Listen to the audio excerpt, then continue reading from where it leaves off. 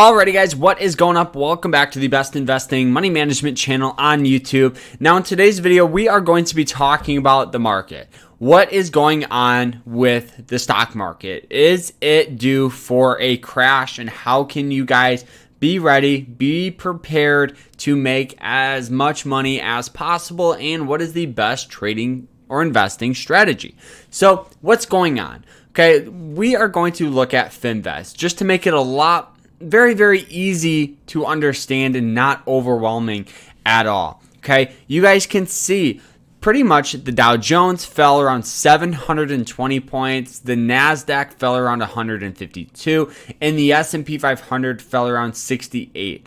Now the Nasdaq did perform a lot better than all of the other markets today.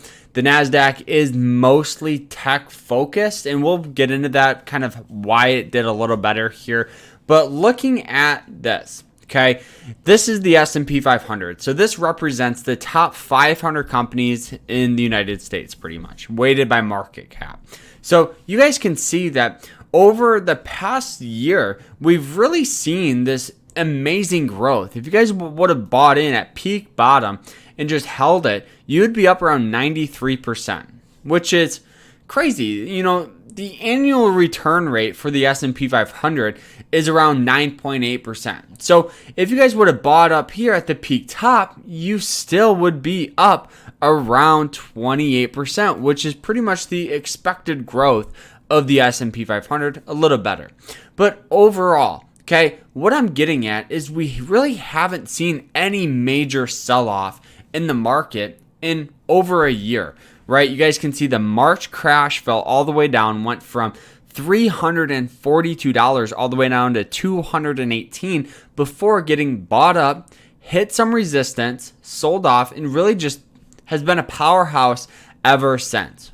And a lot of people are freaking out saying the market is doomed, the market is going to crash and all that. But what we're not looking at is the other years. Okay, if we go back and we just literally go to the max available for the S&P 500 and do a month, okay, the thing about it is every year we look at the market, okay, it always looks like the market is overvalued no matter what. If we continue to go, and every single time, okay, even in here, people would say, oh my gosh, the market's overvalued, it's due for a crash, and yet it did crash down. But if you would have bought and held, you would be up on your money. So the biggest thing I'm getting at is no matter when you buy it, you have to have that long-term outlook. And you have to look at opportunities as, you have to look at sell-off pretty much as opportunities, right? You guys can see this major crash all the way down here pretty much did what? It brought an opportunity for a beautiful recovery. This major crash down in here brought what? Opportunity. This major crash in here brought what? Opportunity. So the biggest thing I'm getting at is you can't look at sell-off as a bad thing, right? The S&P 500 is a great index for everybody. Everybody should be an investor in it. But you shouldn't get worried if the market crashes. You should be happy and honestly love that, because now when you guys buy your shares or buy into the S&P 500, instead of buying up in here at $337, you're now buying at $224. So you save a little money, but imagine if it falls down to $200 or $350, you would be buying on a major discount. So once the market recovers, you make money. Okay. Now, what's going on? A lot of people are getting worried about the inflation. Okay. If we look at some inflation numbers, inflation climbed. So pretty much the inflation index rose around 5.4% in the month of June alone. Okay. So this was pretty much the highest and largest jump increase since 1991. And if inflation gets out of control, it can have devastating impacts on the economy, dragging the country into a recession. Okay, very similar to, in the 70s when we had very high inflation because a lot of the government spent money on the Vietnam War. They took on debt to get through that war, and then the 70s they paid for it.